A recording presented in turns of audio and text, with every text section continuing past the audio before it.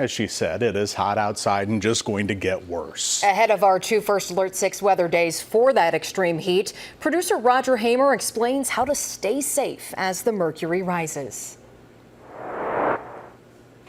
Monday is our play date day, so we try to get to the park every Monday in the summertime. Amanda Meyer and her children are taking advantage of a relatively nice July morning, but there's a harbinger of what lies ahead. It's very humid today. That's due to not only rising temperatures, increased humidity and dew point are what really makes us uncomfortable.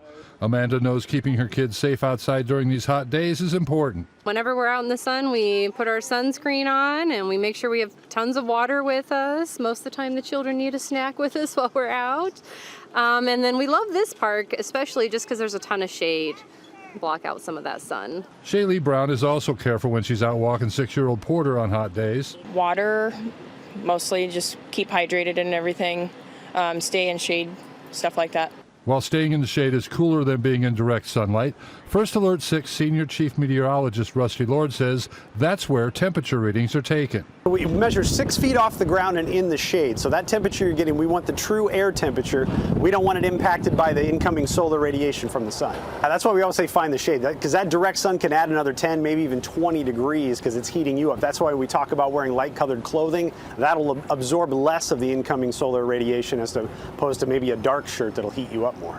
Rusty says concrete and asphalt also add to heat, making us even more uncomfortable. The concrete will absorb that incoming solar radiation, heat it up another 20, 25 degrees. The asphalt's even worse because it's black. It'll go maybe 140, 150 on some of those days if you're standing under perfectly sunny skies. With temperatures that high, it only takes a few moments to severely burn the bottoms of our feet. Definitely should have something on your feet. We say that about pets too. Don't walk them in the peak sunlight hours, that 10 a.m. to 4 p.m. window, and that's when the pavement can be its hottest and can hurt, humans and animals too. Shaylee Brown does a simple test when walking Porter using her foot as a guide. Sometimes he's walked on pavement and I'm like, it's pretty hot outside. Took my shoe off really quick and I'm like, that is hot. Hurry up and get onto the grass. So if you must be outside, stay hydrated, limit exposure to direct sunlight, and don't forget to treat your pets the same way you would yourself. In Omaha, I'm Roger Hamer, First Alert 6.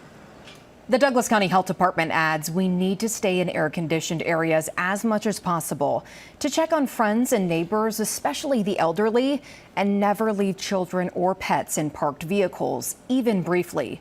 Symptoms of heat stroke include confusion, fainting, and a lack of sweating. If heat stroke is suspected, call 911 immediately.